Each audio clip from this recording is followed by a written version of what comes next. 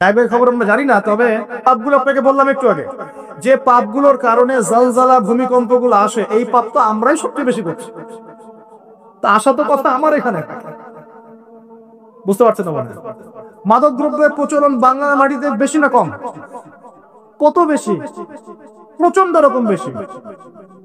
বেশি না? নগ্নতা, বেহায়াপনা বেশি না কম? গান বাজনা, বাদ্যযন্ত্র বেশি না কম? সংস্কৃতির দোহাই দিয়ে আমরা সবাইকে এগুলো শোনাচ্ছি কিনা? নগ্নতা, ব্লু ফিল্মস, পর্নোগ্রাফিতে আমরা কি পিছিয়ে নেই এগিয়ে? করাপশন, দুর্নীতিতে আমরা কত নাম্বার? আজকে আসছি 12, আগে ছিল 13, আজকে হয়েছে 12। মাশাআল্লাহ, উন্নতি হয়েছে আমাদের। আচ্ছা, তারপরে এই যে আমানতের খেয়ালতে আমরা পটু না কম না বেশি? একটা হাতি উপর থেকে আস্তে আস্তে এখানে মাছি হয়ে যায় কিনা? একটা হাতি উপর থেকে আস্তে আস্তে মাছি হয়ে যায় কিনা? মানুষ সম্পদ লুটে পুটে খাচ্ছে কিনা? তো ভূমিকম্প আসার যে কারণগুলা, এগুলো তো আমরা ফার্স্ট। তাহলে ওখানে এত বড় আযাব কেন? এটা প্রশ্ন না? আল্লাহ পাক উত্তর ভালো জানেন। তবে হতে পারে এটা পুরো মুসলিমদের জন্য একটা শিক্ষা। যদি তোমরা সতর্ক না হও, তাহলে তোমাদের কাছেও কিন্তু এই আযাব আসবে। আর ওই বিজ্ঞানী, যে বিজ্ঞানীর কথা বললাম, তার ব্যাপারে আজকে রিসার্চ করতে গিয়ে দেখলাম সে আরো একটা নিউজ দিয়েছে। সে বলেছে যে খুব সাম্প্রতিক সময়, অদূর ভবিষ্যতে, সে বলছে যে চায়না, পাকিস্তান, বাংলাদেশ, আফগানিস্তান, এই পুরো কন্টিনেন্টে আরেকটা ভয়াবহ ভূমিকম্প হতে যাচ্ছে। দুটো প্রশ্ন করবো, সে কেমন করে এস্টিমেট করতে পারে, আর তার কথা ফলতেছে কিভাবে?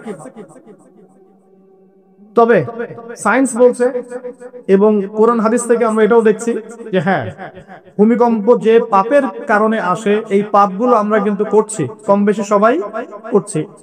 আর 2 নাম্বার হচ্ছে যে টেকটনিক প্লেটের কথাগুলো বলা হয়, বা এই যে ফ্রন্ট লাইনগুলোর কথা বলা হয়, এগুলো কিন্তু আমাদের দেশ পাকিস্তান, আফগানিস্তান, চায়নার দিকে আছে, মায়ানমারের দিকে আছে। আর এটা হাদিস থেকে আমি জানি কিয়ামতের আগে আগে 3টা বড় বড় ভূমিকম্প হবে। কয়টা ভাই? 3টা। এই কিয়ামতের 10টা বড় আলামতের মধ্যে এই 3টা হচ্ছে অন্যতম।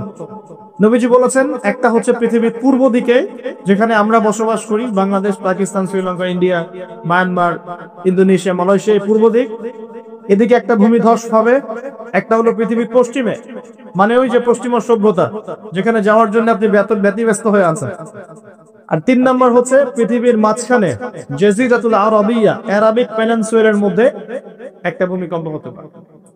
এই 3টা হবেই, রাসূল সাল্লাল্লাহু আলাইহি ওয়াসাল্লাম বলেছেন। আর তিনি আরো বলে গেলেন, ওয়াবাদাহু সারাওয়াতু জালাজিল, মহামারীর পরে আসবে ভূমিকম্পের বছরগুলো। এই পুরো বিষয়গুলো একত্রিত করলে আমাদের সচেতন হওয়ার দরকার আছে কি নাই? এখন কি আমরা সবাই 20-30 তলা বিল্ডিং বানানো শুরু করব? সচেতন মানে কি? আমরা কি আশ্রয় কেন্দ্র বেশি বেশি বানানো শুরু করব? আমরা আরো ওই যে কিছু কিছু সিমেন্টের অ্যাড দেখায়, এই সিমেন্ট দিয়ে বাড়ি বানালে ভূমিকম্পও কাঁপবে না, এগুলো করব আমরা? নাকি সর্বপ্রথম কি প্রয়োজন? আধ্যাত্মিক পবিত্রতা প্রয়োজন, তাসকিয়া প্রয়োজন। আল্লাহ পাক আমাদের সবাইকে তওবা করে ফিরে আসার তৌফিক দান করুন। একই সাথে পশ্চিমাদের সমস্ত ষড়যন্ত্রের ব্যাপারে চোখ কান খোলা রাখার তৌফিক দান করুন। দুটোই দরকার আছে, আছে কি নাই? দুটোই দরকার আছে। আপনারা বাসায় গিয়ে একটা প্রযুক্তি সম্পর্কে পড়াশোনা করেন, আমি আর কিছু বলে দিব না পাবলিকলি। প্রযুক্তিটার নাম হচ্ছে হার্ট, HAARP, হার্ট। এই প্রযুক্তি কি, কেন, এ দিয়ে কি করা যায় না করা যায়, এটা নিয়ে একটু বাসায় গিয়ে পড়াশোনা করে দেখেন, মনে থাকবে? HAARP, হার্ট, মনে থাকবে? এখনই গুগল সার্চ করে রেখে দেন, বাসায় গিয়ে পড়াশোনা করে দেন কি জিনিস, এটা কি করা যায় এটা দিয়ে। আপনাকে বলে দেই, দাজ্জাল কিন্তু জলবায়ু নিয়ন্ত্রণ করাও শুরু করবে, কারণ সে পুরো বিশ্বটা শাসন করবে। দাজ্জাল বৃষ্টি দিতে পারবে, দুর্ভিক্ষ দিতে পারবে, প্রোগ্রেসও দিতে পারবে। 40 দিন সে বিশ্বকে শাসন করবে, যা প্রথম দিনটা হবে 1 বছরের সমান, দ্বিতীয় দিনটা হবে 1 মাসের সমান, তৃতীয় দিনটা হবে 1 সপ্তাহের সমান, বাকি দিনগুলো হবে আমাদের দিনের মতোই। প্রত্যেক ভূমিকম্পেই পৃথিবীর আর্নিক গতির পরিবর্তন হচ্ছে। সায়েন্টিস্টরা এখন বলছেন পৃথিবীর ভিতরে ইনার কোর বলে যে জায়গাটা আছে, এটা এখন উল্টা দিকে ঘোরা শুরু করেছে। তো একদিন যে 1 বছরের সমান হবে, এ বিষয়ে আমার কোনো সন্দেহ নাই। মহাবিশ্বে এমন কিছু একটা হবে যাতে করে পৃথিবীর আর্নিক গতির মধ্যে পরিবর্তন আসবেই। না হলে নবী সাল্লাল্লাহু আলাইহি ওয়াসাল্লাম বলতেন না প্রথম দিনটা হবে 1 বছরের সময়। সাহাবীরাও প্রশ্ন করছেন, ইয়া রাসূলুল্লাহ সাল্লাল্লাহু আলাইহি ওয়াসাল্লাম, আমরা তখন কিভাবে নামাজ পড়ব? নবীজি বললেন, তোমরা অনুমান করে হিসেব করে নামাজ পড়ে নিবে। মনে করেন যদি এখন সূর্য আর না ওঠে, তাহলে কি আমরা একটা টাইম বের করে করে নামাজ পড়তে পারবো না? মনে করেন সকালে সূর্য উঠেছে আর রাত হচ্ছে না, আটকে গেছে পৃথিবী, তাহলে কি টাইম হিসেব করে করে নামাজ পড়তে পারবো কিনা?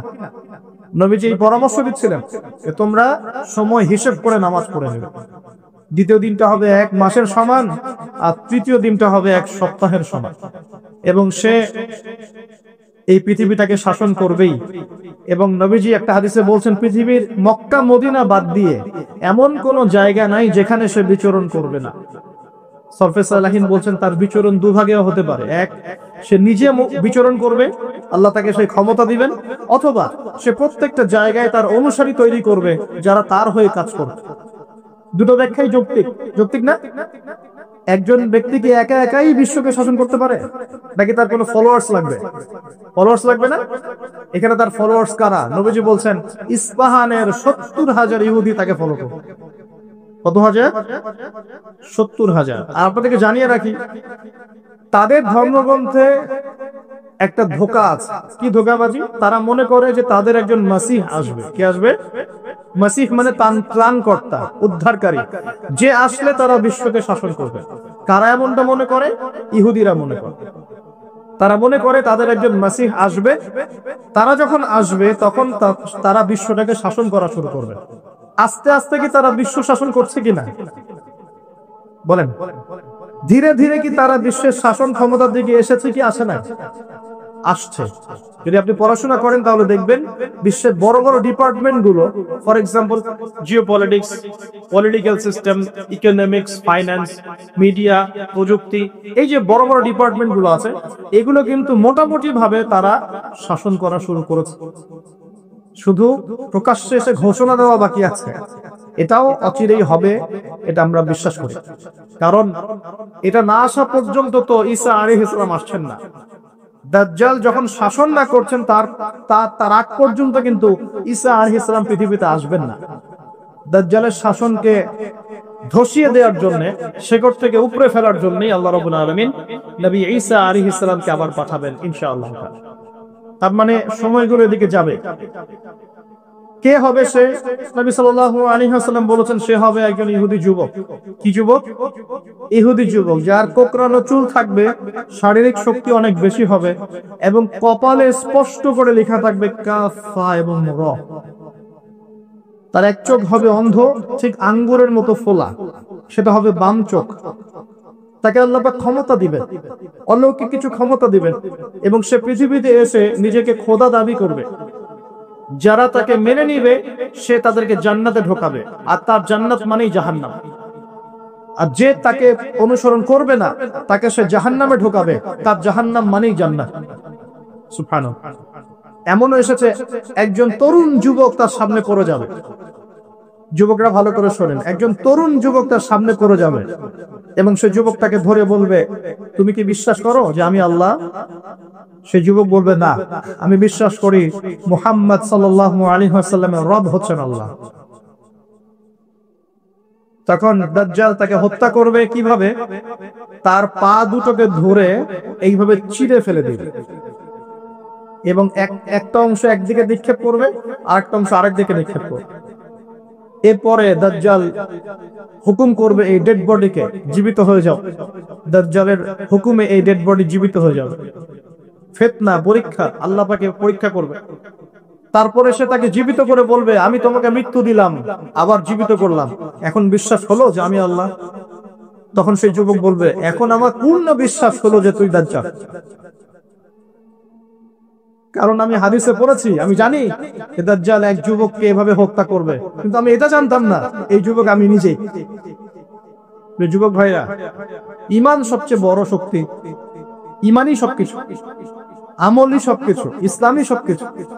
আমরা যেগুলোর পিছনে ছুটছি, যে মেয়ে, গার্লফ্রেন্ড, পর্নোগ্রাফি, ফ্রি মিক্সিং, হ্যাঁ, অহেতুক কিছু সময় নষ্ট করা, মারামারির মধ্যে লিপ্ত হওয়া, কিশোর গ্যাং, ড্রাগ এডিকশন, এগুলো সব ধোঁকাবাজি।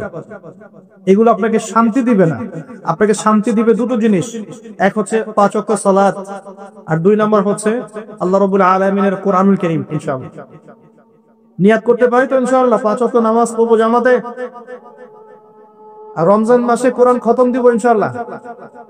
যারা কোরআন পড়তে জানি না, রমজান আসার আগেই কোরআন তেলাওয়াত করা শিখবো ইনশাআল্লাহ।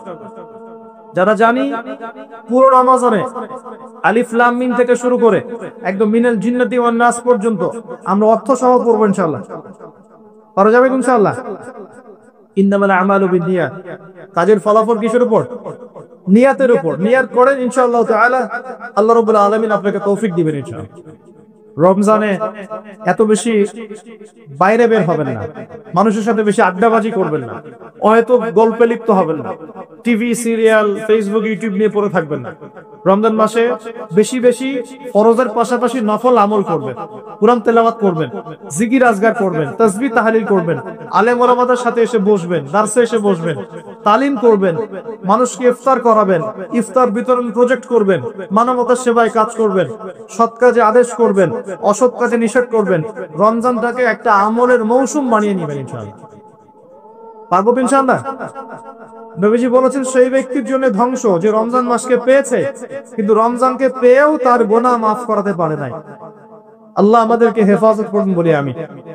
এই দাজ্জাল এই যুবককে হত্যা করে দিবে এবং সে ইহুদিদেরকে নিয়ে, কাদেরকে নিয়ে? ইহুদিদেরকে নিয়ে পুরো বিশ্বটাকে শাসন করবে। এটা হবেই। এখন বলেন তো ইহুদিরা কোথায় আছে? কোন জায়গায় রাষ্ট্র গঠন করেছে? এবং ওই জায়গাটা কি মুসলিমদের না অমুসলিমদের? সেখানে জুলুম হয় না হয় না? বিমান হামলা করে, বোমা হামলা করে বাচ্চাদেরকে হত্যা করা হয় কি হয় না? এগুলো মানবতা বিরোধী অপরাধ নয়? বিশ্ববাসী তখন মুখে কুলু পেটে বসে থাকে কেন? যত মানবতা খালি মুসলিমদের সাথে দেখাতে হবে? মুসলিমরা যদি, কেউ যদি মুসলিমদেরকে আঘাত করে আর মুসলিমরা বলে যে এই আঘাত করাটা খারাপ, তখনই মুসলিমদেরকে বাঁকা চোখে দেখা হয়। আর সারা বিশ্বে মুসলিম মা বোনদেরকে ধর্ষণ করা হচ্ছে, এই বাচ্চাদেরকে হত্যা করা হচ্ছে, ভাইদেরকে এভাবে জীবন্ত মেরে ফেলা হচ্ছে। আর এগুলোর বিরুদ্ধে কথা বলা যাবে না? এগুলোর বিরুদ্ধে আমাদের অ্যাকশন নেওয়া যাবে না? আমরা কি এই জালেমদের এগেইনস্টে বদদোয়া করতে পারবো না? মুহাম্মদ, তাকে মানুষ বলবে আল মাহদি, এটা তার টাইটেল। মাহদি তার নাম নয়, তার নাম হচ্ছে মুহাম্মদ। তার বাবার নাম হবে আব্দুল্লাহ, তার মায়ের নাম হবে আমিনা, ঠিক নবী সাল্লাল্লাহু আলাইহি ওয়াসাল্লামের মতোই। এবং তিনি মুহাম্মদ সাল্লাল্লাহু আলাইহি ওয়াসাল্লামের বংশধরদের মধ্যেই হবে। মাহদি চট্টগ্রাম থেকে বের হবে না, মাহদি বুয়েট থেকে বের হবে না। বাংলাদেশ থেকেও তো 2-4টা মাহদি অলরেডি বের হয়ে গেছে, বের হয় নাই? আর মাহদি আরবি ভাষায় কথা বলবে। কি ভাষায় কথা বলবে? পাঞ্জাবি ভাষায় কথা বলবে না। আমাদের পাঞ্জাব থেকে একটা মাহদি বের হয়েছিল ইংরেজদের সময়, ব্রিটিশ আমলে। সে বলেছে আমি মাহদি, আমি ঈসা। নাউজুবিল্লাহ। পরে দাবি করেছে সেই নবী। আর বাংলার মাটিতে এদের দাওয়াত এখন খুব জোরে জোরে চলছে। নাম দিয়েছে আহমদিয়া মুসলিম জামাআহ। নাম শুনেছেন নাকি? তাদের এই নেতা দাবি করেছিল সে মাহদি, সেই ঈসা। নাউজুবিল্লাহ। তো মাহদি আরবি ভাষায় কথা বলবে ভাই, আর মাহদি হবেন আরব মায়ের সন্তান, পাঞ্জাবি মায়ের সন্তান না। পাঞ্জাবি ভাষায় কথা বলবে না, বাংলা ভাষায় কথা বলবে না। তিনি মদিনা থেকে আসবেন। কোত্থেকে? তিনি দায়িত্ব নিতে চাইবেন না, বরং পালিয়ে আসবেন মক্কায়। মানুষ তাকে জোর করে দায়িত্ব দিবে। আপনারা যারা হজ করেছেন, কাবা ঘরের এই যে তাওয়াফ তো করেছেন মাশাআল্লাহ, তাওয়াফ এবং এই যে আপনার মাকামে ইব্রাহিম, এর মাঝখানে ইমাম মাহদিকে তারা পেয়ে যাবে এবং সেখানে তার হাতে বায়াত নেওয়া হবে এবং তিনি মুসলিমদেরকে ঐক্যবদ্ধ করে এই জুলুমের এগেইনস্টে যুদ্ধ করবেন ইনশাআল্লাহ। বিশ্ব এখন অনেক কিছু দেখা বাকি আছে, হতাশ হবেন না। বিশ্বে এখন অনেক কিছু ঘটা বাকি আছে। মহামারী হয়েছে, জালজালা হবে, আল্লাহ পাকের আযাব গজব গুলো আসবে, নৈতিকতার অবক্ষয় হবে, জুলুম বাড়বে, ঘরে ঘরে ফিতনা ছড়িয়ে পড়বে। এর মধ্যেও আসহাবুল কাহফের মতো কিছু মানুষ ঈমানও ধরে রাখবে ইনশাআল্লাহ। আল্লাহ পাক যাদেরকে দিয়ে কাজ নেবেন, আল্লাহ পাক তাদেরকে তৈরি করবেন। নতুন প্রজন্ম আল্লাহ পাক নিয়ে আসবেন। কোরআনকে কেউ মিটিয়ে ফেলতে পারবে না, সুন্নতকে কেউ মিটিয়ে ফেলতে পারবে না। এটা পৃথিবীতে থাকবেই ইনশাআল্লাহ তাআলা। প্রত্যেক দেশে দেশে জেলায় থানায় প্রত্যেকটা জায়গায় আল্লাহ ভীরু কিছু মানুষ থাকবে ইনশাআল্লাহ। আল্লাহ পাক তাদের অন্তরের মধ্যে গায়েবী একটা মিল বন্ধন দিয়ে দিবে ইনশাআল্লাহ। এভাবে চলতে থাকবে সময়। যখন ইমামুল মাহদী আসবেন তখন বিশ্ব যুদ্ধ বিগ্রহ চলতে থাকবে, অনেক ব্যাপক যুদ্ধ চলতে থাকবে। তখন ইমামুল মাহদী মুসলিমদেরকে নিয়ে এই যে জালেম শক্তির বিরুদ্ধে যুদ্ধ করে ওই জায়গা স্বাধীন করবে ইনশাআল্লাহ। কিন্তু তারপরেও দাজ্জালকে হত্যা করা যাবে না। দাজ্জাল খুবই শক্তিশালী হবে এবং তার অনুসারীরা হবে প্রচন্ড শক্তিশালী। তখন আল্লাহ রাব্বুল আলামিন এই মিথ্যা মসিহকে মেরে ফেলার জন্য আল্লাহ পাক আসমান থেকে সত্য মসিহ ঈসা আলাইহিস সালামকে আবার পাঠাবেন। বলেন সুবহানাল্লাহ। আল্লাহ রাব্বুল আলামিন সূরা মাঈদার মধ্যে বলেছেন তারা তাকে হত্যাও করে নাই, ক্রুশবিদ্ধও করে নাই, বল রাফাআহু আল্লাহু ইলাইহি, বরং আল্লাহ পাক তাকে তার দিকে উঠিয়ে নিয়েছেন। সুবহানাল্লাহ। তিনি কোথায় আসবেন? তিনি সিরিয়াতে নামবেন। কোথায়? সিরিয়ায়। এই যে টার্কি এবং সিরিয়ার জায়গায় যেখানে ভূমিকম্প হলো, সবাই তুরস্ক নিয়ে অনেক বেশি ব্যস্ত, কিন্তু সিরিয়াতে কিন্তু অনেক ক্ষতি হয়েছে, এদিকে মানুষ দেখছে না। আর সিরিয়ার মানুষদের কি যে দুর্ভোগ, কি যে দুর্দশা, এটা দেখার জন্য শুধু আল্লাহই আছেন, আমরা কেউই নাই। এটা দেখার জন্য শুধু আল্লাহ আছেন, আর কেউ নাই। বাস এই 12-14 বছরের যুদ্ধ বিগ্রহে যা হয়েছে সিরিয়ার অবস্থা, ওইটাকে খেলার মাঠ পেয়েছে পশ্চিমারা। এই মাঠের মধ্যে তুরস্ক ঢুকে গিয়েছিল, এটার একটা শাস্তি হতে পারে। ন্যাটোর সাথে ঢুকে সেও এখানে হামলা চালিয়েছে, এটাও হতে পারে, আল্লাহ ভালো জানেন। সিরিয়ার মাজলুম শিশুদেরকে আকাশের নিচে রাত কাটাতে হয়, 3 দিনে একবার খাবার পায় তারা। একই অবস্থা ইয়েমেনেও আছে। ইয়েমেনে যে বলা হয় যে 5 থেকে 6 লক্ষ মানুষ মারা গেছে বিগত গৃহযুদ্ধে 2010 সাল থেকে, আর সেখানে যতজন মানুষ মারা গেছে তার মধ্যে 60% হচ্ছে বাচ্চা। তো এই বাচ্চাদের কি দোষ ছিল? তারা কি জানতো শিয়া কাকে বলে, সুন্নি কাকে বলে? তারা কি জানে দুনিয়া কি, আখিরাত কি? তারা কি জানে কোনটা হক কোনটা বাতিল? তারা তো জানে যে মায়ের বুকের দুধ খেতে হয়, দুধের বাচ্চাগুলো দুধ পায় না, মায়েরা দুধ দিতে পারে না, খাবার নাই, দুর্ভিক্ষ। এই সংকটের জন্য কে দায়ী? আল্লাহ না মানুষ? কে দায়ী? যাহারাল ফাসাদু ফিল বাররি ওয়াল বাহরি বিমা কাসাবাত আইদিন নাস। আল্লাহ পাক বলেন জলে স্থলে যে বিপর্যয়গুলো ছড়িয়ে পড়েছে এগুলো মানুষের হাতের কামাই। কার হাতের কামাই? মানুষের হাতের কামাই।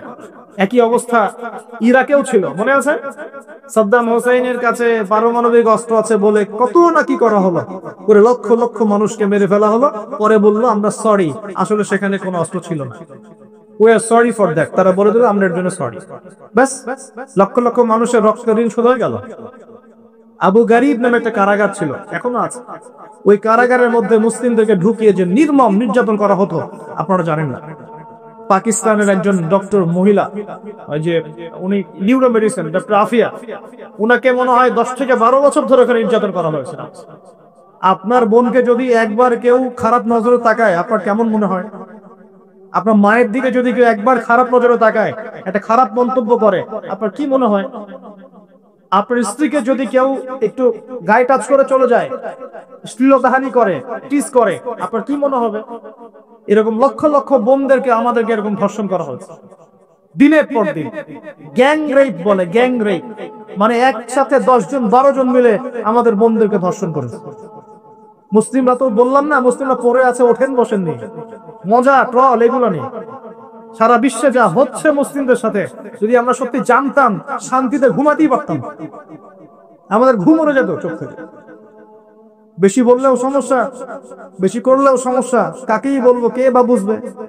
দেখা যায় এমন অনেক সময় হয়েছে, অনেক ভালো বড় নেতা সমাজে এসেছে, আসার পরে জনগণকে বুঝিয়েছে, জনগণ বলছে ঠিক আমরা তোমার সাথে আছি। যেই সেই নেতার উপর কোনো বিপদ এসেছে জনগণ নাই, তাকে নিয়ে কি করবে না, কার সামনেই বা কি বলবো? আমাদের প্রত্যেকটা জেলা বলেন, থানা বলেন, দেশ বলেন, আনাচে কানাচে নিবেদিত প্রাণ মুসলিম ভাই তৈরি করতে হবে, যারা কাজের মানুষ, ঝোঁকে চলে না, আবেগে চলে না, ইস্যু পাগল না, আবেগে চলে না, কাজের অ্যাক্টিভ কিছু মানুষ দরকার, যারা শিক্ষিত, এডুকেটেড, যারা পরিস্থিতি বোঝে, যারা হিকমা বোঝে, যারা নিবেদিত প্রাণ, যারা অর্থ কোরবানি করার মানসিকতা রাখে, শিক্ষা প্রতিষ্ঠান গড়ে তোলে, সোশ্যাল ওয়ার্ক করে, একটা জনসংযোগ যারা গঠন করতে পারে, এমন কিছু মানুষের নেতা আল্লাহ আমাদেরকে দান করুন বলে আমি। এভাবে একদিনের মাহফিল বলেন আর ওই ইস্যু পাগল কোন ইস্যু নিয়ে লাফালাফি করে উম্মার বিজয় হবে না। আমাদের সবাইকে যার যার জায়গা থেকে কনস্ট্রাকটিভ কাজ করতে হবে, সবাইকে এফোর্ট দিতে হবে। শুধু একজন দায়ীর দায়িত্ব না, একজন আলেমের দায়িত্ব না, আপনারও দায়িত্ব আছে। তো আপনার দায়িত্বটা আপনি ঠিক মতো পালন করেন না কেন?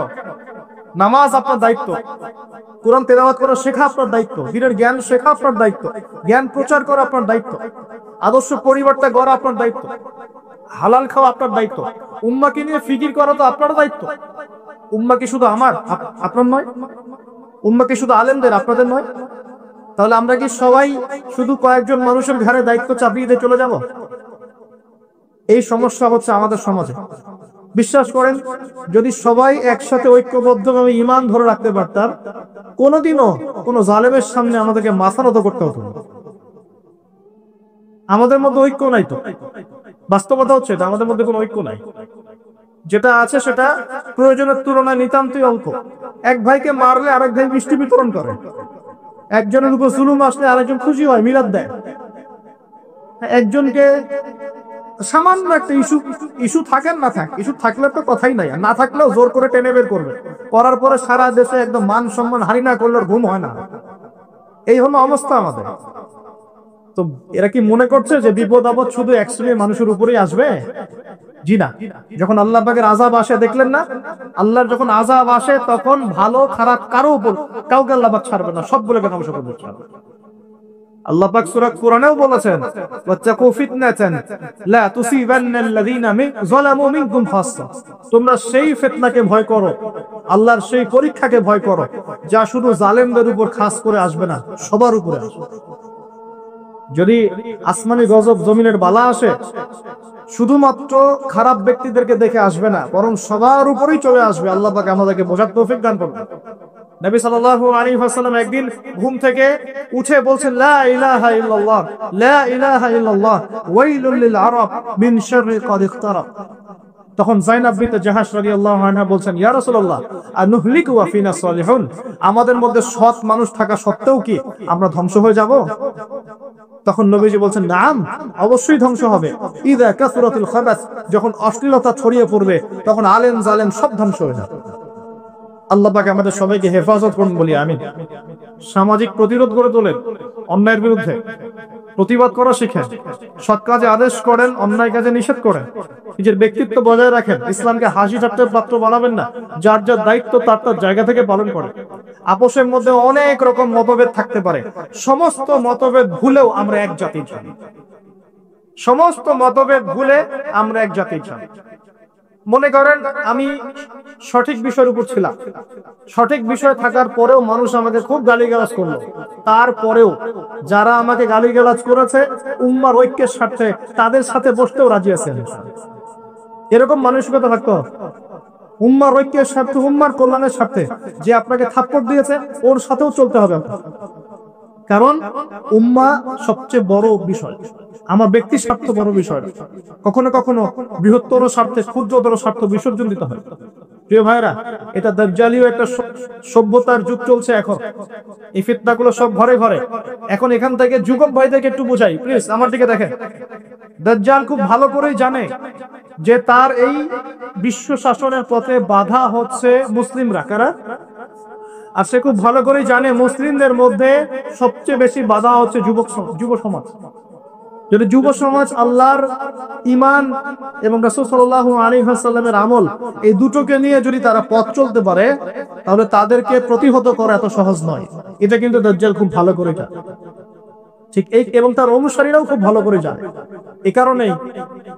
এই কারণেই যুবকদেরকে আল্লাহর রাস্তা থেকে সরিয়ে ফেলার জন্য দাজ্জাল এবং তার অনুসারীরা কিছু ফাঁদ দিয়েছে আপনাকে, ট্র্যাপ।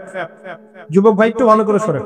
প্রথম ট্র্যাপটা আপনাকে দিয়েছে, আপনাকে দুনিয়াতে আসার যে জীবনের লক্ষ্য উদ্দেশ্য, আল্লাহর ইবাদত করা, আল্লাহর দ্বীন প্রতিষ্ঠা করা, জান্নাতে যাওয়া, এখান থেকে সরিয়ে দিয়ে দুনিয়ার প্রতি মহব্বত দিয়ে দিয়েছে আপনার ভিতর।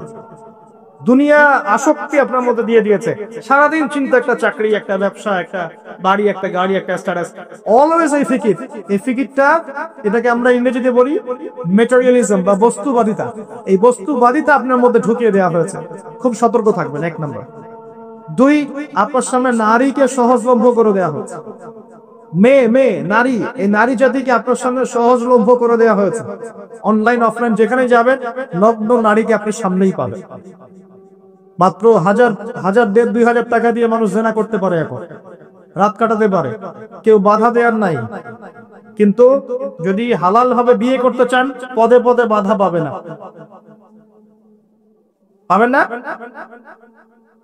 হালাল ভাবে বিয়ে করতে চাইলে পদে পদে বাধা পাচ্ছেন, কিন্তু জেনা করতে গেলে আপনাকে কেউ বাধা দিচ্ছে না। একটা ছেলে চাইলেই হোটেলে রাত কাটাতে পারে এখন। আর এখন ফ্রি ফ্রি মিক্সিং এর যুগ, আর ছেলে মেয়ের অবাধ মেলামেশা। বিয়ের আগেই দেখা যায় ছেলেরা মেয়েদের সাত ভোগ করে, মেয়েরা ছেলেদের সাত ভোগ করে। এবং এই পরিসংখ্যান দিন দিন বাড়ছে বাংলার মাটিতে, বাড়ছে না? এটা আপনাকে আল্লাহর পথ থেকে সরিয়ে দেওয়ার জন্য মহিলাদেরকে অস্ত্র হিসেবে ইউজ করা হচ্ছে। খুব খেয়াল রাখবেন, আল্লাহ পাক বোঝার তৌফিক দান করুন। 3 নাম্বার, আপনার সামনে দারিদ্রতা, বেকারত্বের একটা হতাশা দিয়ে দেওয়া হয়েছে। দারিদ্রতা, আমার চাকরি হচ্ছে না, ক্যারিয়ার কি করবো, হ্যাঁ বেকার হয়ে থাকলাম, এইসব হতাশা আপনার মধ্যে ঢুকিয়ে দেওয়া হয়েছে। কোন কোন ক্ষেত্রে পরিবারগুলো আপনাকে হতাশ করে ফেলছে। এত টাকা পয়সা খরচ করলাম, টাকা পয়সা দিয়ে পড়ালাম, হ্যাঁ ডিগ্রি সার্টিফিকেট অর্জন করলি, এখনো চাকরি করতে পারিস না, হ্যাঁ কবে বড় হবে, নিজের পায়ে দাঁড়াবি। এই যে মানসিক চাপ, এগুলোতে কিন্তু যুব সমাজ আস্তে আস্তে আল্লাহর পথ থেকে সরে যায়। এবং এরপরে গিয়ে তারা মাদকের কাছে যায়। হতাশা, গার্লফ্রেন্ডের সাথে খারাপ সম্পর্ক, প্রিমিক্সিং অ্যাফেয়ার্স, না হ্যাঁ মিউজিক, তারপরে পর্নোগ্রাফি, এগুলোতে আসক্ত হয়ে এক পর্যায়ে গিয়ে মাদকের কাছে শান্তি খোঁজে। আর মাদক যখন আপনাকে পেয়ে বসবে, আপনি আপনার জীবন থেকে, জীবনের লক্ষ্য থেকে হারিয়ে যান, এবং দাজ্জাল এবং তার অনুসারী বিজয়ী হয়ে গেল, আমরা হেরে গেলাম। এরকম ধাপে ধাপে আপনার সামনে অনেকগুলো ট্র্যাপ দিয়ে দেওয়া হয়েছে। বেকারত্বের ট্র্যাপ, হতাশা, নারী, জীবনের লক্ষ্য থেকে সরিয়ে দেয়া, এবং সবচেয়ে বড় কথা এখন চলছে ফ্রি মিক্সিং আর পর্নোগ্রাফি। এগুলো দিয়ে আপনার ভিতরে নূর, ইমানের নূর আর টেস্টটাকে তারা নষ্ট করে দিয়েছে। এখন এটাকে রিগেইন করতে হলে কি করতে হবে প্রিয় ভাই? প্রথম কাজ হচ্ছে দুনিয়াকে তুচ্ছ মনে করার মানসিকতা তৈরি করতে হবে। দুনিয়া ক্ষণস্থায়ী, তুচ্ছ। আমি এখানে থাকতে আসি নাই চিরদিন, এখানে আমার কিছু দায়িত্ব আছে। ওয়ামা খালাকতুল জিন্না ওয়াল ইনসা ইল্লা লিয়াবুদুন, এটা আমার দায়িত্ব।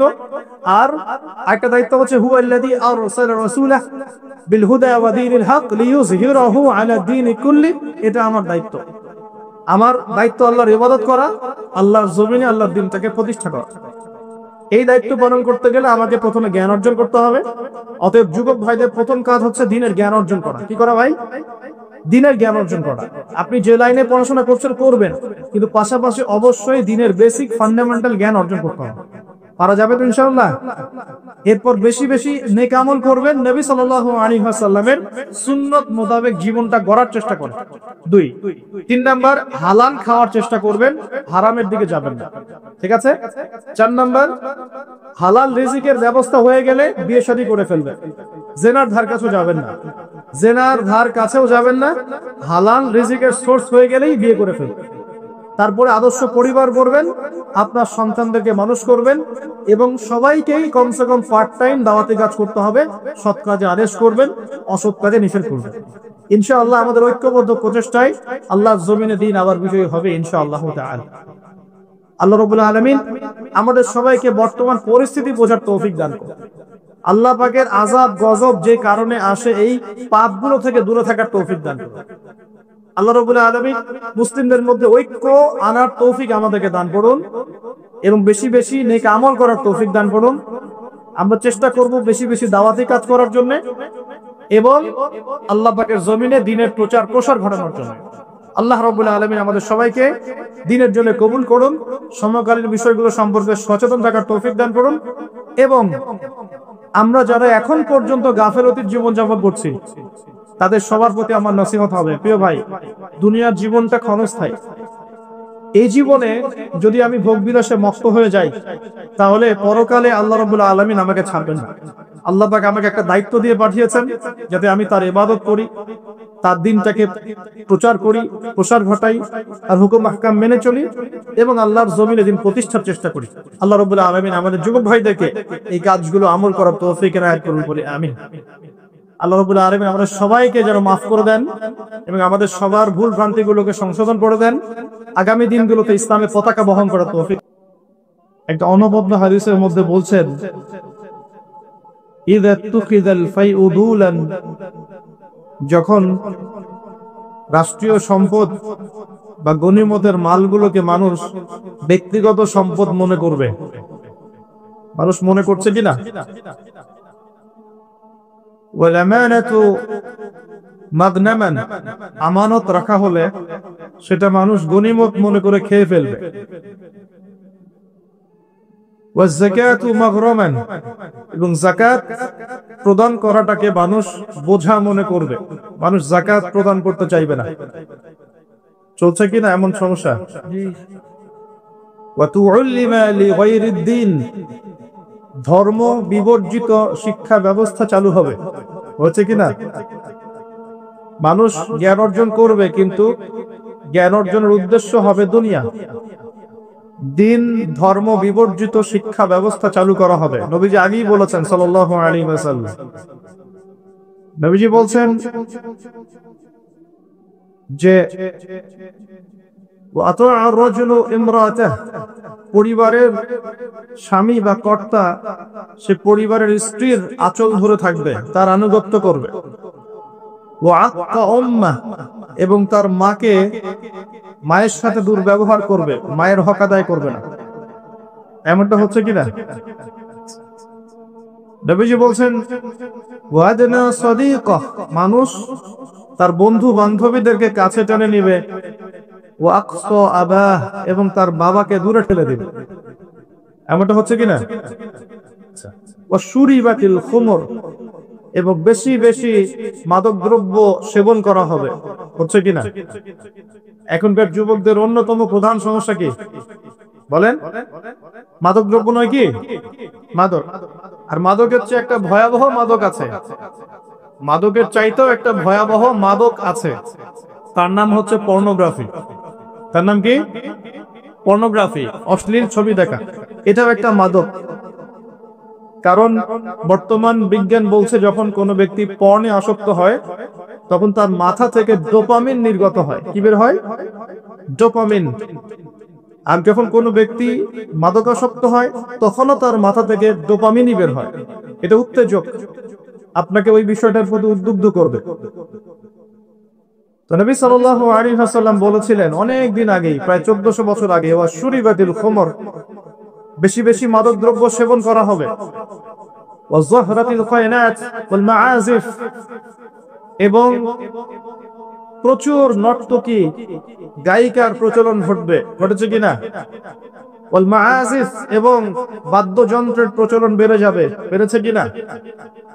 নবীজি অন্য হাদিসে বলেছেন লা ইয়াশরাবান্নান নাস মিন হাযিহিল উম্মাল খামর ইউসাম্মুনাহা বিগাইরি ইসমিহা, এই উম্মতের এক অংশের মানুষ মাদকদ্রব্য সেবন করবে, কিন্তু তার নাম রাখবে ভিন্ন। মাদককে মাদক বলবে না, ভিন্ন নামে সম্বোধন করবে। নবীজি বলছেন ইউযাফু আলা রুউসিহিমুল মাআজিফ, মানুষের মাথার উপরে, মাথার কাছে বাদ্যযন্ত্র বাজতে থাকবে। এর ব্যাখ্যা আমরা বুঝতে পারতাম না, এখন বুঝতে পারি। মানুষের মাথার কাছে, কানের ভিতরে কেমন করে বাদ্যযন্ত্র বাজতে পারে? কিভাবে বাজতে পারে? ইয়ারফোন, ব্লুটুথ, সবার কানে কানে, সবাই গান শুনছে, নাউজুবিল্লাহ। বাদ্যযন্ত্র কানের ভিতরে না? নবীজি 1400 বছর আগে বলে গেছেন ইউযাফু আলা রুউসিহিম বিল মাআজিফ, মাথার উপরে, এখানে কানের কাছে, মাথার উপরে বাদ্যযন্ত্র বাজতে থাকবে। নবীজি বলছেন ওয়াযহরাতিল কায়নাত, এই যে গায়িকা নর্তকী, গায়িকা নর্তকীদের সংখ্যা বাড়তে থাকবে। ওয়াল মাআজিফ, বাদ্যযন্ত্র বাড়তে থাকবে। ওয়াল মুগান্নিয়াত, এবং গান গায় যে মহিলা, এদের সংখ্যা বাড়তে থাকবে। বাড়ছে কিনা? বাড়ছে। নবীজি আরো বলেছেন ওয়ালা'না আখির হাযিহিল উম্মাহ উলাহা, এই উম্মতের শেষের দিকের মানুষেরা প্রথম দিকের মানুষদেরকে গালিগালাজ করবে। করছে কিনা? শেষের দিকের মানুষেরা প্রথম দিকের মানুষদেরকে গালিগালাজ করবে, বলবে ইসলাম তো ওই যুগে চলতো, এই যুগে চলে না। ইসলাম তো ওই যে সেকেলে ধর্ম, মধ্যযুগীয়, বর্বর। এই কথাগুলো শোনেন কিনা?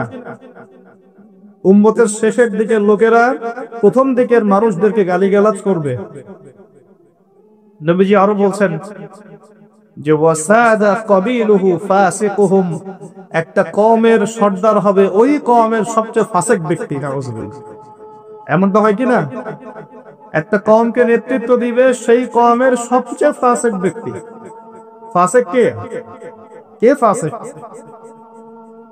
আল্লাহ পাক ইবলিস সম্পর্কে বলছেন, ইবলিস আদমকে সিজদা করলো না, সূরা কাহফের মধ্যে।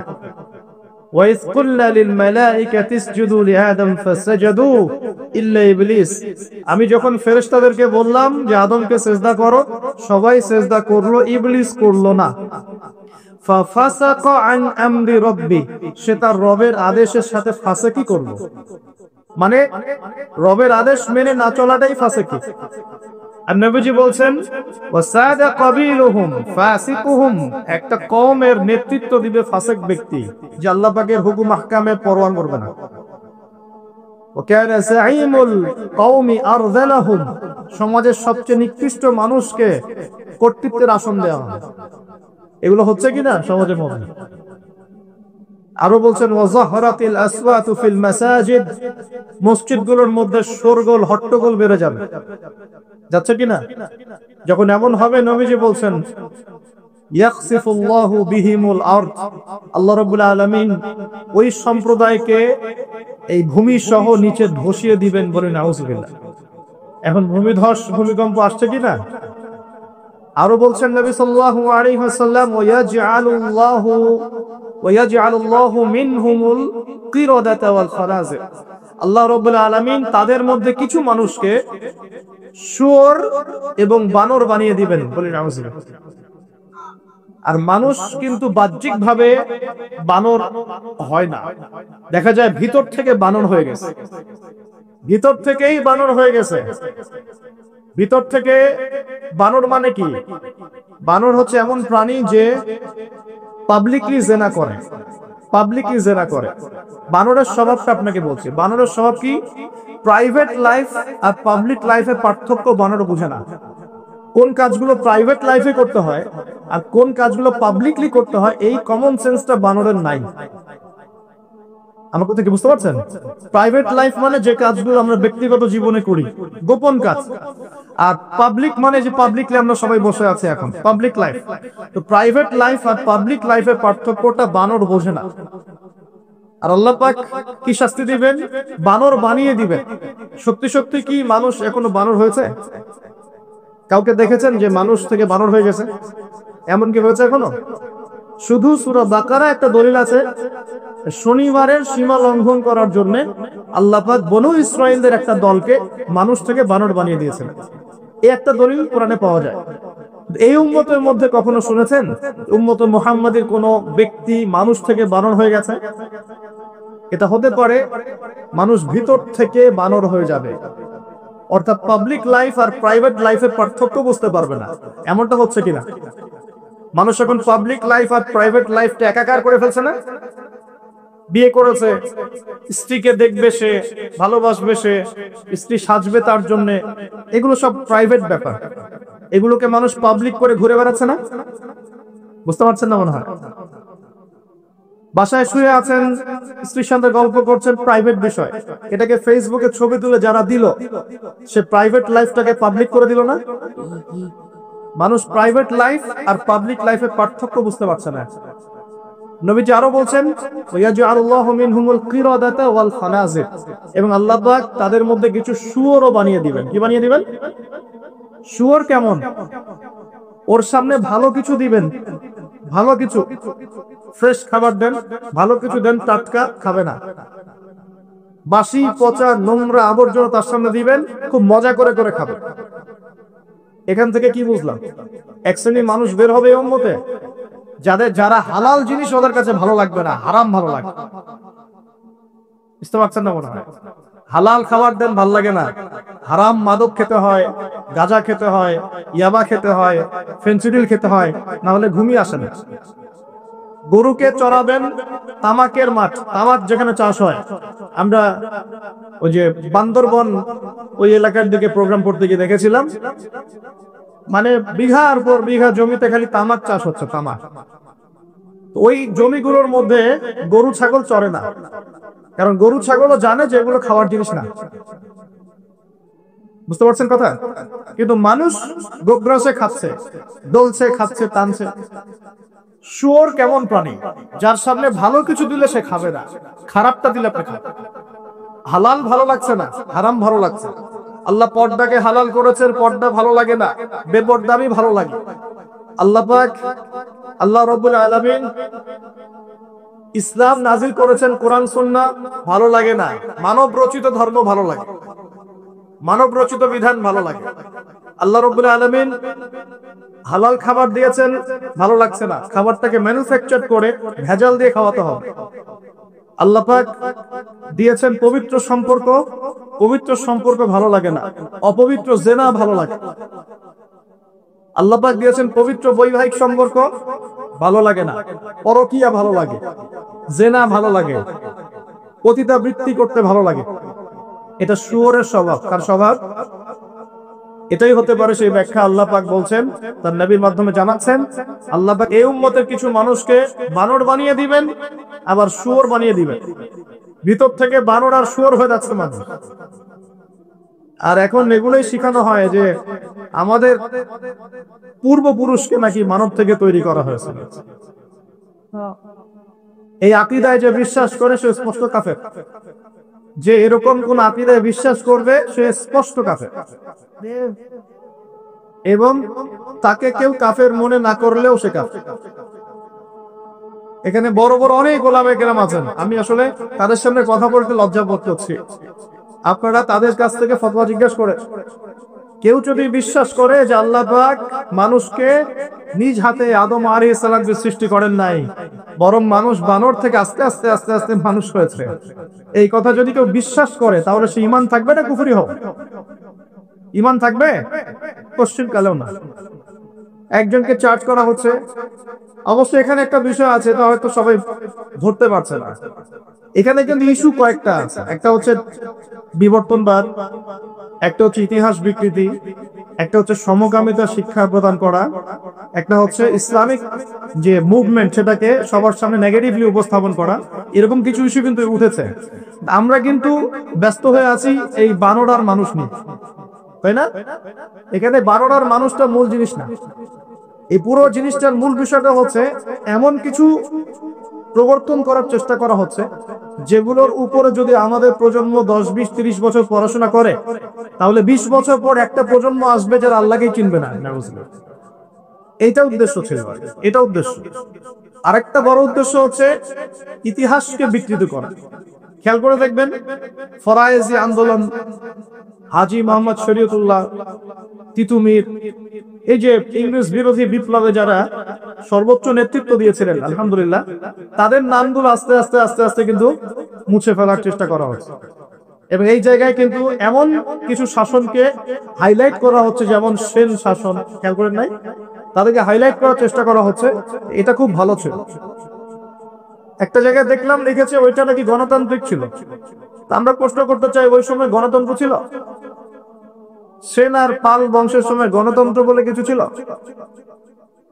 কি দিয়ে মানুষকে কি শেখাচ্ছে আল্লাহ ভালো জানে। তো শিক্ষা ব্যবস্থার বেহাল দশা। কি দশা? বেহাল দশা। আমাদের সন্তানদের ব্যাপারে যদি আমরা সতর্ক না হই, তাহলে ওই যে নবীজি বললেন, ওয়াতুল্লিমা লিগাইরিদ্দিন, ভূমিকম্প, আল্লাহর আযাব গজব আসার অন্যতম কারণ হবে ধর্ম বিবর্জিত শিক্ষা চালু করা। এবার শোনেন কি আযাব আসবে এই কাজগুলো করলে। এই কাজগুলো করলে কি আযাব আসবে একটু শোনেন, এরপরে আমি সামনের দিকে যাচ্ছি। কাজগুলো কি?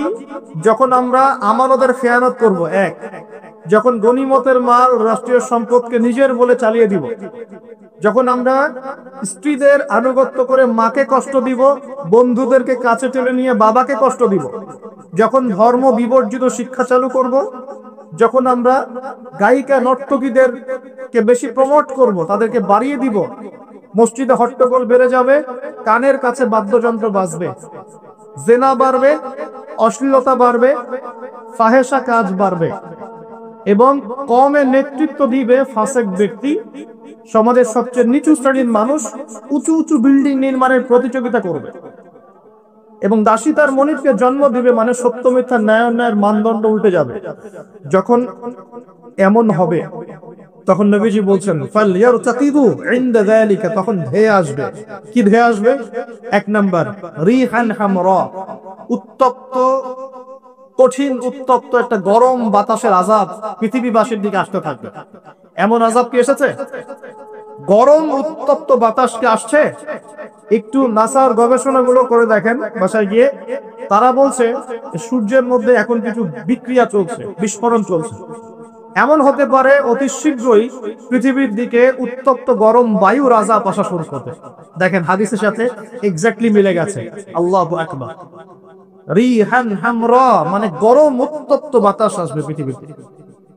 এবং মনে করবেন না এই বাতাস যদি গায়ে লাগে খুব কমফোর্টেবল ফিল হবে, বরং এর ফলশ্রুতিতে দেখা যাবে ফসল নষ্ট হয়ে যেতে পারে, বৃষ্টিপাত বন্ধ হয়ে যেতে পারে, খরা হতে পারে, মরুকরণ হতে পারে, আর অনেক সমস্যা হতে পারে, পানির স্তর নিচে নেমে যেতে পারে। রিহান হামরা। আরেকটা হচ্ছে 2 ওয়াজালজালাতান, এবং ভূমিকম্প। আর নবীজি বলছেন ভূমিকম্প না, নবীজি বলছেন যে বাইনা ইয়াদাই সাআ, কিয়ামতের আগে আগে মুতারুন শাদীদ, মহামারী ছড়িয়ে পড়বে, বড় বড় মহামারী। ওয়া বা'দাহু, আর মহামারীর পরে আসবে সানাওয়াতুজ জালাজিল, ভূমিকম্পের বছরগুলো।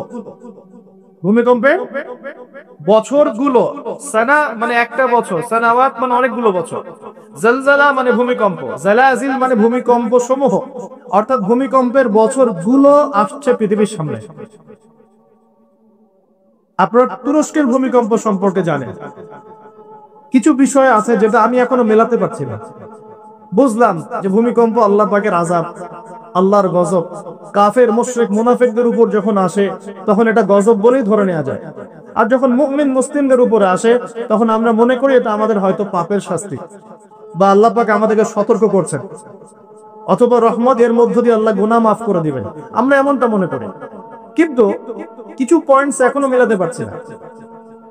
1 মাস আগে নেদারল্যান্ডের একজন বিজ্ঞানী বলেছিলেন যে 1.5 মাসের মধ্যে তুরস্কে একটা ভূমিকম্প হবে। 1 মাস আগে নেদারল্যান্ডের একজন বিজ্ঞানী বলেছিলেন 1.5 মাসের মধ্যে তুরস্কে একটা ভূমিকম্প হতে পারে।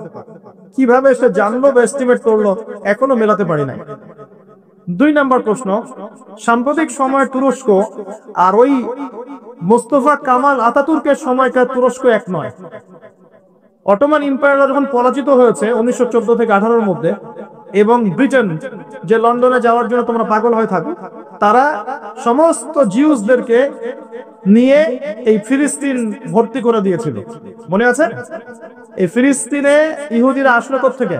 কার হাত ধরে আসছে? একা একা আসছে না ব্রিটেনের হাত ধরে আসছে? ব্রিটেনের হাত ধরে আসছে। যেই ব্রিটেনে যাওয়ার জন্য এবং যে লন্ডনের ডলার বা এই পাউন্ড টাউন কি বলে এগুলো আর্ন করার জন্য আপনারা ব্যতিব্যস্ত হয়ে থাকে না, এবং চুলটাও কাটেন লন্ডন স্টাইলে, একদম বাথরুমের কমোডও সব ইংলিশ, মাশাআল্লাহ, একদম কাট পেস্ট আর কি। তো তারা কি করেছিল? তারা পুরো বিশ্বের শোষণ করেছে, জুলুম করেছে। এমনকি আমাদের এই উপমহাদেশেও 200 বছর তারা রাজত্ব করেছে। আমাদেরকে, আমাদের বাপ দাদাদেরকে পাছায় লাথি মেরেছিল, ভুলে গেছেন মনে হয়। আর আমরা তো অ্যাকুরিয়ামে মাছের মতো মেমোরি নিয়ে চলি, আমরা আসলে ভুলে যাই যে আগামীকাল কি হয়েছে, মানে গতকাল কি হয়েছে। তো সেখানে যাওয়ার জন্য আমরা খুব ব্যতিব্যস্ত হয়ে থাকি। তো তারা কি করেছিল? তারা অটোমান এম্পায়ারদেরকে সেখান থেকে সরিয়ে দিয়ে সেখানে ওই জায়গাটা জিউসদের জন্য, ইহুদিদের জন্য উন্মুক্ত করে দিয়েছিল বলি, নাউজুবিল্লাহ। ওই জায়গাটা কাদের? এদিকে মনোযোগ দেন। ওই জায়গাটা কাদের? মুসলিমদের না অমুসলিমদের? যে জায়গাটা এখন জিউসরা দখল করে আছে ওই জায়গাটা কি আমাদের না অন্য কারো? কাদের? বাইতুল আকসা, মসজিদুল আকসা কাদের? আমাদের না ওদের? ওটা সরিয়ে ফেলার প্ল্যান হচ্ছে এখন। ওটা সরিয়ে ফেলে ওখানে টেম্পল নির্মাণ করা হবে। এসবের তো আমাদের খবর নাই। আমরা তো যে বললাম না, উঠেন বসেন নিয়ে পড়ে আছে, চা খাওয়া, কফি খাওয়া, হ্যাঁ, আমাদের এগুলা মজা, আমরা এগুলো নিয়ে পড়ে আছি। আল্লাহ আমাদেরকে বোঝার তৌফিক দান করুন। আর যারা দিনকে নিয়ে ফিকির করে তাদেরকে এখন কোণঠাসা করে রাখা হচ্ছে, তাই না? যারা দিনকে নিয়ে সত্যিকারেই কিছু ফিকির করে তাদেরকেই জাতির সামনে আজকে খারাপ ভাবে উপস্থাপন করা হচ্ছে। তবে আমি বলবো ধৈর্য ধরেন, কারণ ধৈর্যের চেয়ে উত্তম কোন গুণ আল্লাহ কাউকে দেন নাই।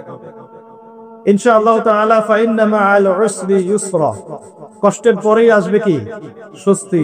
ইন্না মাআল উসরি ইউসরা, আবারও বলছি কষ্টের পরেই আসবে কি স্বস্তি। এটা আসবেই। যেটা বলছিলাম পয়েন্ট একটু খেয়াল করেন, তারা কিন্তু ইহুদিদেরকে জায়গা করে দিয়েছে জেরুজালেমে। ওই সময় অটোম্যানদেরকে পরাজিত করে ওরা একজনকে ক্ষমতায় বসিয়েছিল, তার নাম হচ্ছে মোস্তফা কামাল আতাতুর্ক, নাম শুনেছেন? সে যখন ক্ষমতা এসেছিল তখন পুরো তুরস্কটাকে ইউরোপ বানিয়ে ফেলেছে। কিরকম? ওই যে রাস্তাঘাটে নগ্ন হয়ে মেয়েরা ঘুরে বেড়াচ্ছে, নামাজ বন্ধ, আজান বন্ধ, মাদ্রাসা বন্ধ। আজান যদি দিতেও হয় তাও আরবি ভাষায় না, তুর্কি ভাষায় দেওয়া লাগে। আপনারা জানেন কিনা ওই সময় সব মাদ্রাসা বন্ধ করে দেওয়া হয়েছে, মসজিদ গুলো তালা মেরে দেওয়া হয়েছিল। দিন শিখা যাবে না, দাড়ি রাখা যাবে না, মানে একদম জিরো টলারেন্স, ইসলামের এগেইনস্টে একদম জিরো টলারেন্স। কার যুগে? মোস্তফা কামাল আতাতুর্কের যুগে। এই তুরস্ক কিন্তু আগের তুরস্কের মতো নয়। বিগত 15 থেকে 20 বছরে সে কিন্তু মাশাআল্লাহ ইসলামের কল্যাণে কাজ করার চেষ্টা করছে। আমরা জানি সে ন্যাটোর মধ্যে আছে, আমরা জানি রাশিয়ার সাথে তার একটা বন্ড আছে, আমরা জানি যে সিরিয়া ওয়ারের মধ্যে সে কিছু ভূমিকা রেখেছে। অনেক নেগেটিভ বিষয় আছে, এটা আপনি বলতে পারেন, ঠিক আছে, আমি মানি, বিকজ আমি ওয়ার্ল্ড অ্যাফেয়ার্স এর একজন ছাত্র। কিন্তু এটাও আপনাকে দেখতে হবে যে কোন জায়গা থেকে তিনি তুরস্ককে টেনে নিয়ে কোন জায়গায় আসার চেষ্টা করেছেন। তিনি নামাজ চালু করেছেন, মসজিদ উন্মুক্ত করেছেন, মাদ্রাসা শিক্ষা ব্যবস্থার উন্নয়ন করেছেন, ইসলামিক কালচার চালু করেছেন, এই যে সংস্কৃতি ছড়িয়ে, ইসলামিক সংস্কৃতি ছড়িয়ে দেওয়ার চেষ্টা করছেন, অটোম্যানদের হারানো সে গৌরব আবার ফিরিয়ে আনার চেষ্টা করছেন। এবং এই চেষ্টা ক্রমাগত অব্যাহত আছে কিন্তু, এবং জাতি তাকে কিন্তু খুব ভালোবাসে, জাতি কিন্তু তাকে খুব ভালোবাসে। এখন সাম্প্রতিক সময় যে ইস্যুটা হয়েছিল কোরআন পুড়িয়ে দেয়, এসো মনে আছে? কোন দেশ পুড়িয়ে দিয়েছিল? সুইডেন, মনে আছে? এই ইস্যুটা নিয়ে কিন্তু সবচেয়ে বেশি প্রতিবাদ করেছে যে রাষ্ট্রটা, তার নাম তুরস্ক। কথা বুঝতে পারছেন? শুধু তাই নয়, ওই ন্যাটোতে যোগদানকে কেন্দ্র করে ন্যাটোর সাথে তার একটা কনফ্লিক্ট চলছে। সুইডেন, ডেনমার্ক, ফিনল্যান্ড এরা যে ন্যাটোর কাছাকাছি আসতে যাচ্ছে, তুরস্ক ডিফিট করছে, না আসা যাবে না। এটা নিয়ে পশ্চিমাদের সাথে তার খুব বাকবিতণ্ডা চলছিল লাস্ট কয়েকদিন। আপনারা কি খবর দেখেন? আমার লেকচার বুঝতে পারছেন কি? আচ্ছা, বাকবিতণ্ডা চলছে পশ্চিমাদের সাথে। এবার আপনাকে কয়েকটা পয়েন্ট বলি। নেদারল্যান্ডের সেই বিজ্ঞানী কেমন করে বললো যে দেড় মাসের মধ্যে এটা হতে পারে, এক পয়েন্ট।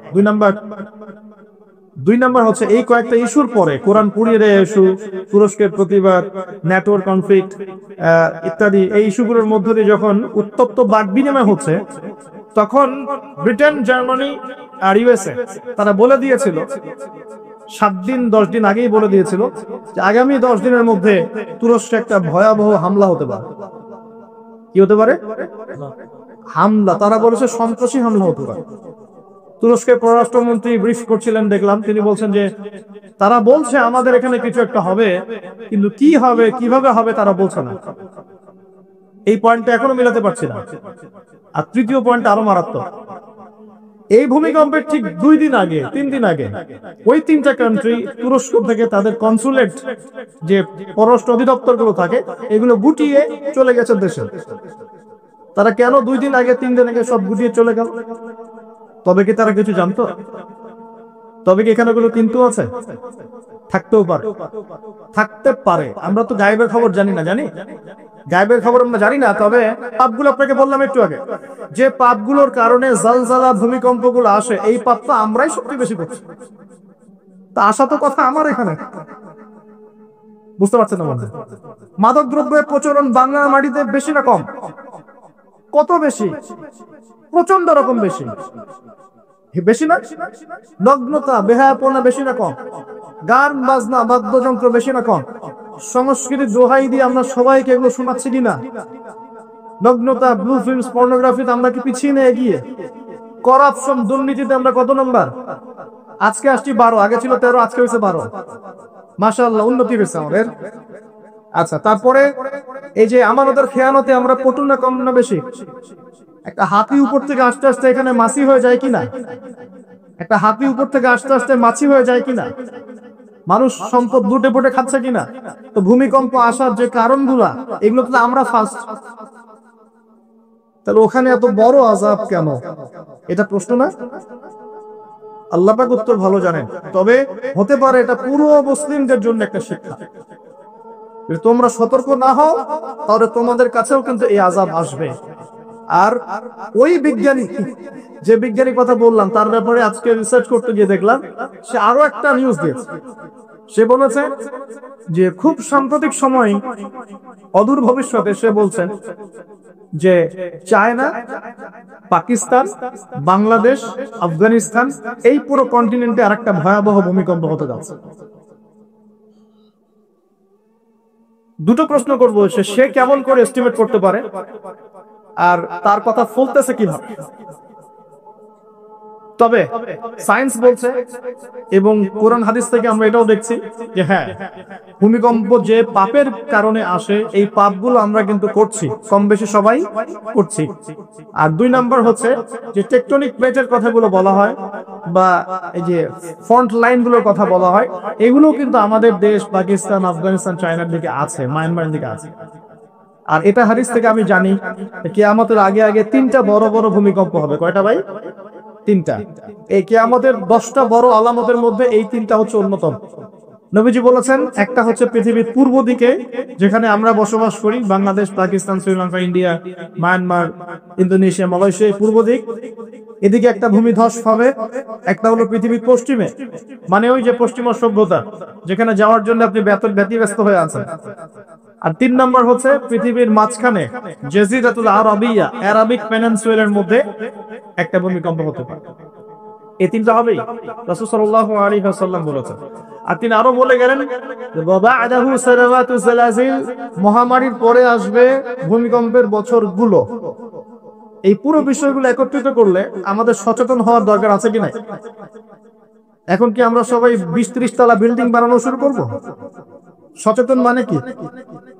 আমরা কি আশ্রয় কেন্দ্র বেশি বেশি বানানো শুরু করব? আমরা আরো ওই যে কিছু কিছু সিমেন্টের অ্যাড দেখায়, এই সিমেন্ট দিয়ে বাড়ি বানালে ভূমিকম্পেও কাঁপবে না, এগুলো করবো আমরা? নাকি সর্বপ্রথম কি প্রয়োজন? আধ্যাত্মিক পবিত্রতা প্রয়োজন, তাসকিয়া প্রয়োজন। আল্লাহ পাক আমাদের সবাইকে তওবা করে ফিরে আসার তৌফিক দান করুন। একই সাথে পশ্চিমাদের সমস্ত ষড়যন্ত্রের ব্যাপারে চোখ কান খোলা রাখার তৌফিক দান করুন। দুটোই দরকার আছে, আছে কি নাই? দুটোই দরকার আছে। আপনারা বাসায় গিয়ে একটা প্রযুক্তি সম্পর্কে পড়াশোনা করেন, আমি আর কিছু বলে দিব পাবলিকলি। প্রযুক্তিটার নাম হচ্ছে হার্ট, HAARP, হার্ট। এই প্রযুক্তি কি, কেন, এ দিয়ে কি করা যায় না করা যায়, এটা নিয়ে একটু বাসায় গিয়ে পড়াশোনা করে দেখে, মনে থাকবে? HAARP, হার্ট, মনে থাকবে? একবারই গুগল সার্চ করে দেখে দেন, বাসায় গিয়ে পড়াশোনা করে কি জিনিস, এটা কি করা যায় এটা দিয়ে। আপনাকে বলে দেই, দাজ্জাল কিন্তু জলবায়ু নিয়ন্ত্রণ করাও শুরু করবে, কেন সে পুরো বিশ্বটা শাসন করবে। দাজ্জাল বৃষ্টি দিতে পারবে, দুর্ভিক্ষ দিতে পারবে, প্রোগ্রেসও দিতে পারবে। 40 দিন সে বিশ্বকে শাসন করবে, যার প্রথম দিনটা হবে 1 বছরের সমান, দ্বিতীয় দিনটা হবে 1 মাসের সমান, তৃতীয় দিনটা হবে 1 সপ্তাহের সমান, বাকি দিনগুলো হবে আমাদের দিনের মতোই। প্রত্যেক ভূমিকম্পেই পৃথিবীর আর্নিক গতির পরিবর্তন হচ্ছে। সায়েন্টিস্টরা এখন বলছেন পৃথিবীর ভিতরে ইনার কোর বলে যে জায়গাটা আছে, এটা এখন উল্টা দিকে ঘোরা শুরু করেছে। তো একদিন যে 1 বছরের সমান হবে, এই বিষয়ে আমার কোনো সন্দেহ নাই। মহাবিশ্বে এমন কিছু একটা হবে যাতে করে পৃথিবীর আর্নিক গতির মধ্যে পরিবর্তন আসবে। না হলে নবী সাল্লাল্লাহু আলাইহি ওয়াসাল্লাম বলতেন না প্রথম দিনটা হবে 1 বছরের সমান। সাহাবীরাও প্রশ্ন করছেন, ইয়া রাসূলুল্লাহ সাল্লাল্লাহু আলাইহি ওয়াসাল্লাম, আমরা তখন কিভাবে নামাজ পড়ব? নবীজি বললেন, তোমরা অনুমান করে, হিসেব করে নামাজ পড়ে নিবে। মনে করেন যদি এখন সূর্য আর না ওঠে, তাহলে কি আমরা একটা টাইম বের করে করে নামাজ পড়তে পারবো না? মনে করেন সকালে সূর্য উঠেছে আর রাত হচ্ছে না, আটকে গেছে পৃথিবী, তাহলে কি টাইম হিসেব করে করে নামাজ পড়তে পারবো কিনা? নবীজি এই পরামর্শ দিচ্ছিলেন যে তোমরা সময় হিসেব করে নামাজ পড়ে নেবে। দ্বিতীয় দিনটা হবে 1 মাসের সমান, আর তৃতীয় দিনটা হবে 1 সপ্তাহের সমান, এবং সে এই পৃথিবীটাকে শাসন করবেই। এবং নবীজি একটা হাদিসে বলছেন, পৃথিবীর মক্কা মদিনা বাদ দিয়ে এমন কোন জায়গা নাই যেখানে সে বিচরণ করবে না। সরফে সালাহিন বলছেন তার বিচরণ দুভাগেও হতে পারে, এক, সে নিজে বিচরণ করবে, আল্লাহ তাকে সেই ক্ষমতা দিবেন, অথবা সে প্রত্যেকটা জায়গায় তার অনুসারী তৈরি করবে যারা তার হয়ে কাজ করবে।